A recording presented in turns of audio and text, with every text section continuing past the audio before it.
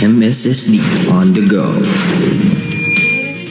Tuloy-tuloy na suporta ang handog ng MSSD para sa mga kabangsamoro nating naapektuhan ng 7.8 magnitude na lindol noong June 8. Ngayon naman, inaayos natin ang 1,000 affected families mula sa IP at Moro communities dito sa General Santos City na makakatanggap ng relief support.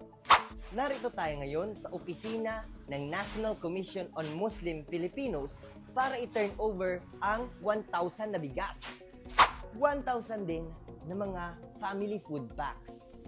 Ang panibagong suporta na ito ay bunga ng ginanap na coordination meeting kahapon ng MSSD sa pangunguna ng Disaster Response and Management Division nito sa National Commission on Muslim Filipinos o NCMF kasama ang General Santos City LGU at ang City Social Welfare Office nito at iba pang mga partner agency. Darating naman ngayong Lunes ang mga non-food items gaya ng dignity kit, water kit, cooking kit at trapal.